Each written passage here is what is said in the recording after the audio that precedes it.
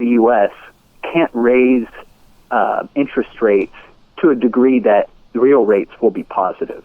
So that's nominal interest rates, less inflation, real inflation, not, that nonsense in the CPI.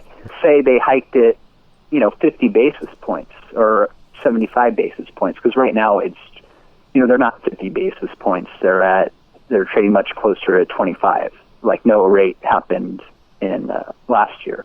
So it's still negative. You're still getting a better return with gold. Silver investors could make a fortune. Billionaire Eric Sprott and other top gold analysts predict that silver will dramatically outperform the yellow metal. In order to maximize your exposure to silver, consider shares of Golden Arrow Resources trading on the TSX Venture under GRG and the US as GARWF, where insiders have accumulated 50% of the company, and billion-dollar giant Silver Standard Resources has taken an 8% stake in the company. This company has 250 million ounces of silver resources and is headed up by the one man who is responsible for the largest silver deposit discovery in history. Learn more at crushthestreet.com/silver100.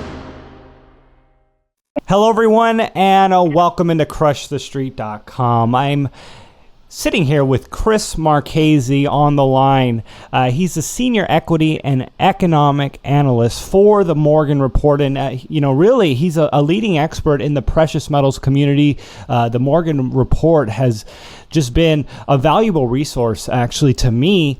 And my own education, my own knowledge, especially getting into learning about precious metals and specifically the mining sector. So we're going to have a conversation today with Chris Marchese and pick his brain a little bit here. A lot of craziness on the geopolitical and economic horizon. A lots to talk about here. Chris, thanks for joining me.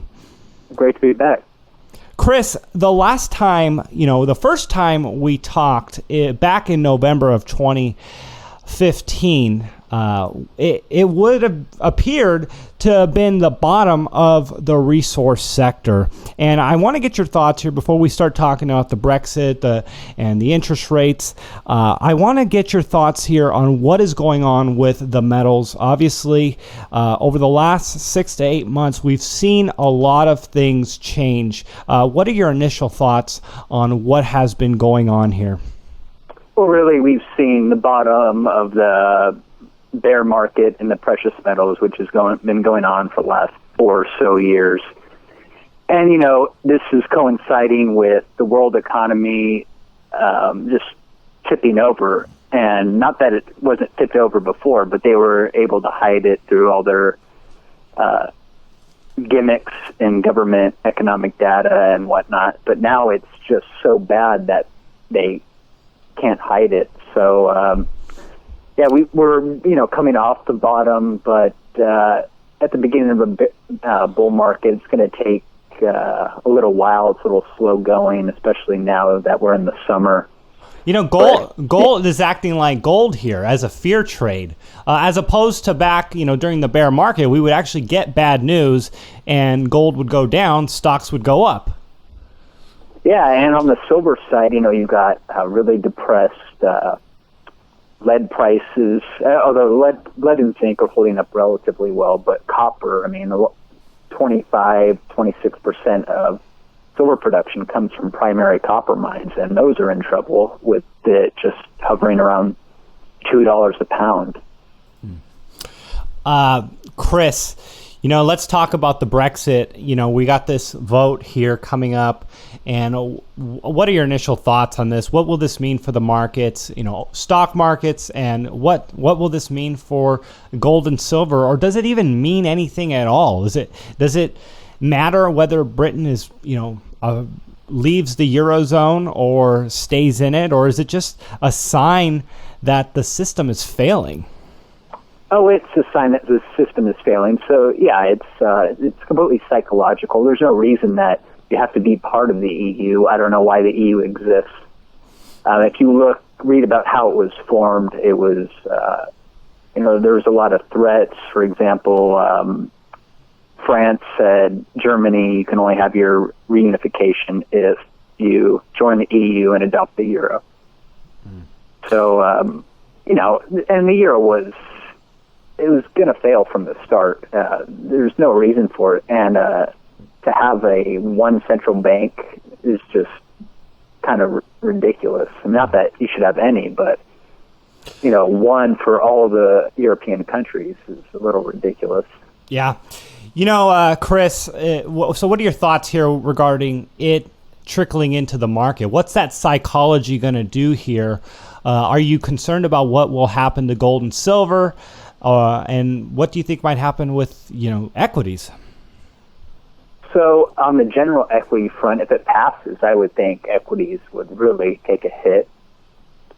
But if, on the other hand, gold and silver would really get a boost. I mean, I could see $1,400 gold in short order and $20+ silver if the Brexit passes.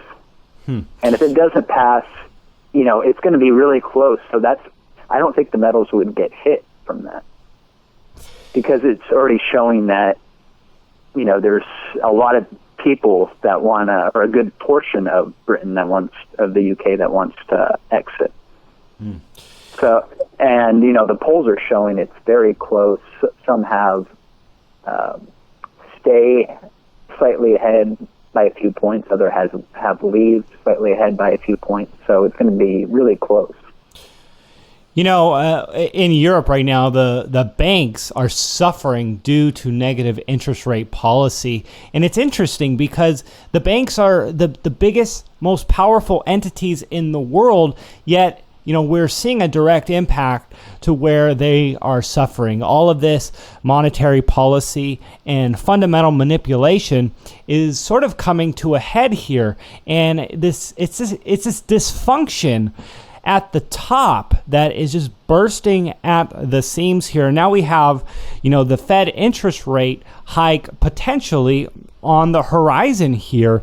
And I'm wondering, a lot of people are concerned about gold. And if we do see higher interest rates here in the U.S., that the higher interest rates, say in bonds or elsewhere, will attract dollars away from gold, which doesn't bear interest on the surface. It can go higher, but it doesn't bear interest. So what are your thoughts here with gold and, central bank policy going forward? So normally that what you said would be true, but the fact of the matter is especially the U.S., can't raise interest rates to a degree that the real rates will be positive. So that's nominal interest rates less inflation, real inflation, not, that nonsense in the CPI. Right. And those are very negative. So, and let's say they hiked it, 50 basis points or 75 basis points, because right now it's, they're not 50 basis points. They're trading much closer to 25, like no rate happened in last year. And, so it's still negative. You're still getting a better return with gold. And let's say they hiked it over time 200 basis points. So maybe you're getting a little bit of a yield. That would send the economy into a tailspin. I mean, it's not growing now. It's contracting, even though, reports are saying it's growing 1 or 2% or what have you. I mean, it's not. And so higher interest rates, I mean, they'll cause so much upheaval, especially, you got the economy, but you also have the derivatives market, which is greater than 1.2 quadrillion worldwide. And the majority of those are interest rate swaps. We don't know how it's set up, but say interest rates, the market started determining them. I mean, that could be the beginning of the end. Everything's just so fragile right now. I don't think what you're referring to is any of a worry. I mean, the market's even thinking that or knows that at this point. Yeah, and I think a lot of people are coming to that conclusion that you just articulated there.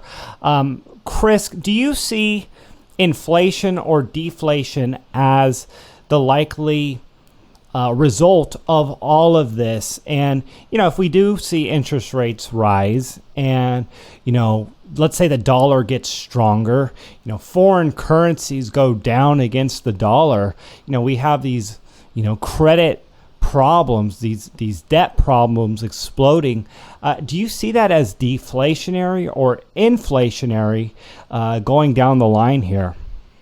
Well, I mean, you're going to have both, because the central banks throughout history, which it's not a long one, they react to deflation by inflating.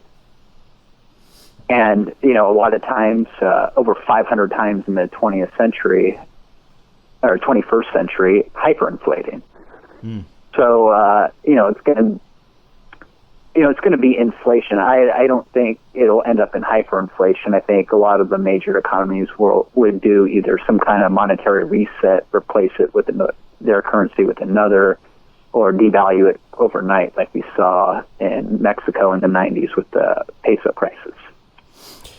Yeah, no, it really seems like they're just out of options, and we know deflation is not an option that the central banks want. And it's almost as if at this point, inflation or even a high rates of inflation would be, what they want, and they can't get it. They've been trying to give us higher rates of inflation, and they're failing to do so, with their policies. And, the markets at this point seem to be fighting that trend, at least in the short term. And like you said, I mean, the reaction will be inflationary. Chris, do you have any thoughts as to, oil and the markets? I mean, we just hit $50 oil, and, it would appear that oil is going up directly as a leader with the U.S. stock markets. Do you see oil continuing higher here into 2016, or is economic factors going to likely turn oil in the opposite direction? Well, so oil, and we have to remember that oil isn't primarily for industrial purposes. So the main reason why we use it is for energy. And so that makes it a lot more attractive in any economic environment. And if you go and look at the debt-to-equity ratios of the major U.S. E&Ps, I mean, they're astronomically higher. And a lot of them can't continue to even service their debt without $80, $90 oil. So unless it gets up there really quickly, I mean, I suspect we will see a lot of defaults towards the end of 2016, first half of 2017, and that should really give oil a boost because it'll take a lot of supply offline. Chris, let's get your thoughts on gold and silver here. Where are they going to be going forward? You mentioned $1,400 gold, north of $20 silver here. Where are your targets? I mean, what ultimately, where do you see those metals going before you consider selling? Oh, I can't even put those into numbers. I mean, because I don't think it'll be measured in U.S. dollars. It'll have to be measured relative to other hard assets. Well, this is an old stat, but I remember Robert Kiyosaki telling people that he believes that you're going to be able to buy single-family homes for 500 ounces of silver, which isn't that much money nowadays. I mean, it doesn't take that much money to purchase 500 ounces of silver. And, he believes that, you're going to be able to buy single-family homes. Do you see that as a realistic metric, or is that a little too far out there? Anything's possible. I mean, it all depends, to what degree the system collapses, because there'll be a run to these two hard assets, which have been money for thousands of years. Yeah. So, it really all depends how things play out. Chris, let's get your closing thoughts here. When it comes to the miners, we've seen them outperform gold and silver. I mean, they've been a leading indicator. And how important is it for them to continue to move forward the way they are? And what is the opportunity going to look like for the people that are getting into the miners now and going forward for the next 3 to 5 years? No, the gains will be just astronomical. I mean, we've just started. And, I mean, in the very short term, unless the metals break through 18 and 1,300, I think the miners have rather limited upside because they are expensive relative to current spot prices. But, they're leading indicators, so obviously they're forecasting higher prices, but I think those higher prices will need to come before we see any material movement higher. And the more likely scenario is a retracement. It might be very small, but a lot of it depends on this Brexit vote, because if that goes through, gold and silver should take off quickly, and the miners should follow suit. Buying the miners now, would you say we are below where the miners will ultimately peak, and then following that crash point, how the whole system, the miners are cyclical. So, after they go up and then they ultimately crash again, would you say that we're still below where the chips will settle after the next crash? Oh, I think far below, because I think after the next crash, I think the metal prices will be significantly higher just because of what will happen in the global economy. Yeah, no, I mean, and for me at least, that's what gives me a lot of safety purchasing now, because it lets me know that, I do believe that ultimately metals prices are going higher, and we're not likely to, ever see them come back down this low again. So, the opportunity is astronomical. Chris, I want to give you an opportunity to just give us some closing thoughts here and words of wisdom for our audience. And, if people want to learn more about what you do and the work that you do, please let them know where to go and what they will find. Well, some words of wisdom. I mean, most of your listeners probably already know this, but, have a portion of your assets, 10 to 15% or more, in the precious metals, just as an insurance policy. That should help you sleep better at night if you understand what's going on around the world. And if, once you have your physical position and you want to learn, or you just want our take on what's going on in the world, the metals, the miners, just visit themorganreport.com, and you can sign up for our free email list, see what we have to offer there, or you can try it out free for 30 days. Yeah, no, I couldn't recommend these guys any more than anyone else.